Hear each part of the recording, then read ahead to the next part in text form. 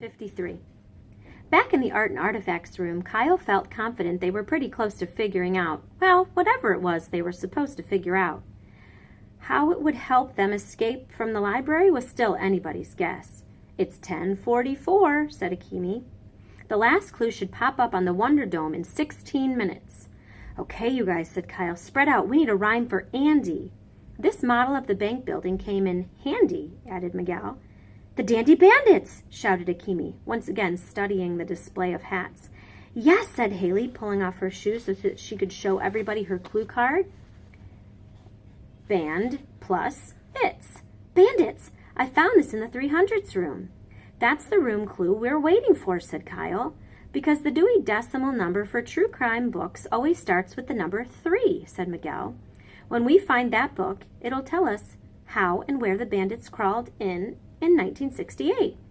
"Listen to this, you guys," said Akimi. She read the place card in the display case. "This plaid fedora from 1968 was worn by a bank robber, Leopold Loblolly, one of the notorious Dandy Bandits." "Loblolly!" Miguel shouted. "The smell-o-vision clue," said Kyle. "That's why everything kept smelling like pine trees. Loblolly was one of the pine trees in the answer Mr. Lemoncello gave you guys," said Haley.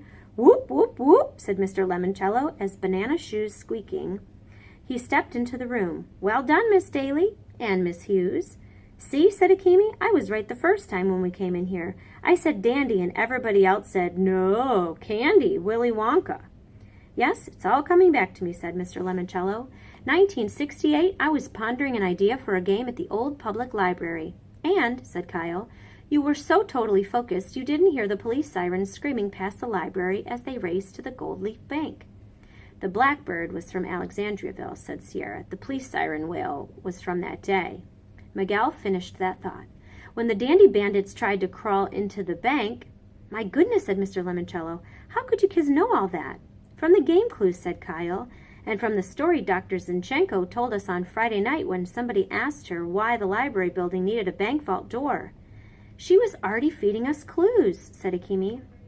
"The time is now 11 a.m., announced the ceiling lady. "This game will end in 1 hour.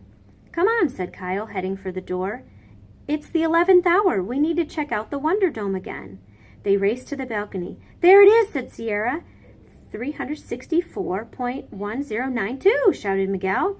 "Woohoo!" cried Akimi. "We're gonna win!" Thanks, everybody, for joining us in these online chapters. The last few will be read in school, but I hope you'd enjoyed the journey along the way.